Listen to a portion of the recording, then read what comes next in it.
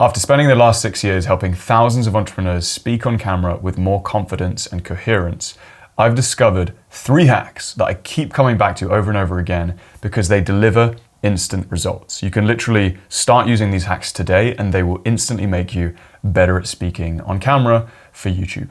And the first one is gesture to think. Many people do not know what to do with their hands when they speak on camera. It's like the first block. Start recording. Oh, what do I do with my hands? I don't know. A remarkable thing about hand gestures is the following. When you see somebody speaking to a friend on the phone, what are they doing with their other hand? Most of the time they're doing this, right? You don't often see people on the phone doing this. They're always talking like this, and they're not using their hands as a performance to help communicate better to the other person. They're using their hands because it helps them think. Your hands don't just help communicate your thoughts, they help create them. And so when you speak to camera, one of the quick hacks that you can gain coherence with is by using your hands to think. It's almost like your hands become a whiteboard for your brain. They help you choreograph ideas and help you move on your thinking as you talk. And as a side effect of this, they will also make you appear way more engaging on camera. Just look at this before and after transformation from my client Cohen, who went through the 30-day talking on camera challenge. Look at his first video where he's not using his hands at all, and then look at his video even on day 7 when he starts using his hands. He comes across as way more engaging. If you want to see Cohen's full 30-day transformation, that is in the description below. Okay, now you've locked in your physical expression. Now it's time to lock in your tone of voice. This next hack is called the 130% rule, and it's an absolute game changer. The problem that this solves is that most people, when they start talking to camera, one of 2 bad things will happen. The first one is that they feel pressure,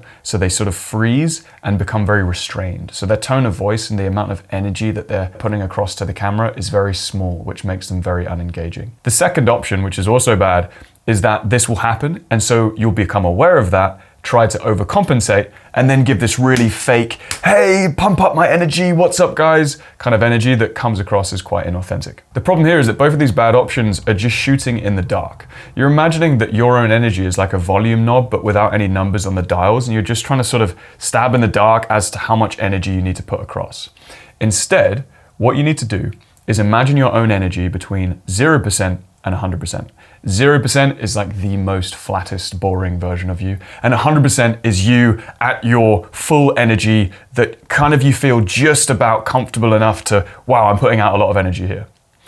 What I'd like you to do is before you record, make a 1-minute recording of you going at the camera at 130% energy. So not at your 100%, dial it up to 130 and do a take where it's just a ridiculous amount of energy. Like just ridiculous. You can see my client Neil doing this here in his 30-day talking on camera challenge, and it was a complete turning point for him in his speaking to camera journey. I'll also put Neil's video somewhere in the description as well. The 130% rule does 2 very important things.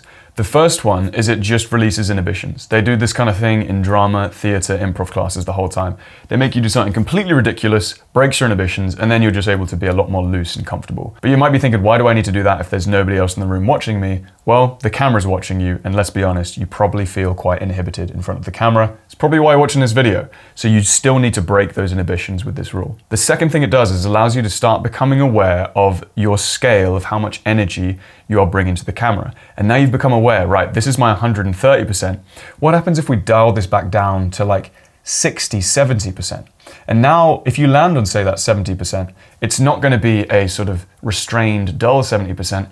It will be a 70% where you have a spark in your eye, a certain confidence, a low bubbling energy that feels really great to be around. And the way that you sort of unlock that bubbly 70% is by going up to 130 and then bringing it back down. The takeaway here is that you cannot control your energy until you've discovered your range.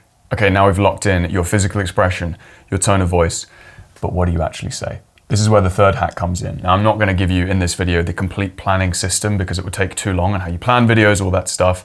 Instead, just one simple hack that will make you way more coherent and actually get your audience to remember what you will say. Because it's probably happened to you, you've watched an entire 10 or 20-minute video and haven't really remembered anything. And this rule will get your audience remembering what you say so they can actually apply it and learn from you and take action. When your audience take action from stuff they've learned in your videos, that's when they actually come back, watch more of your videos, and probably buy your stuff. One of the fastest ways to be able to speak coherently on camera without a script is to imagine your brain and mouth, your speaking mechanisms, as a homing missile. right? They need a target to land on. If they are just a missile floating through the sky with nowhere to go, it's just going to go in circles and go out of orbit and go somewhere in the atmosphere and not really land anywhere. This is like you speaking when you sort of lose your train of thought, go down lots of rabbit holes and then think, well, what am I even talking about and why am I even making this video in the first place? Instead, give your speaking system coordinates in which they need to land for each point.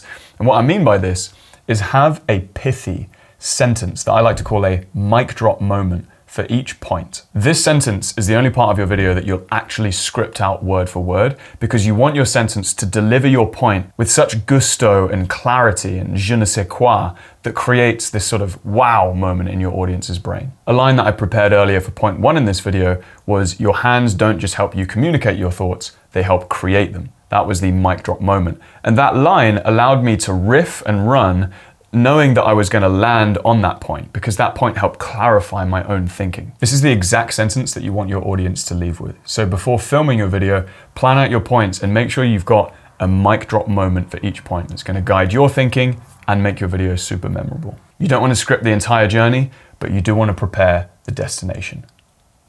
As I said, that free first 10 seconds checklist is in the description below. That will help you out. You can print it out on your wall and just have it there before you speak to camera to make sure that everything's aligned and you bring in your best self every time that you press record.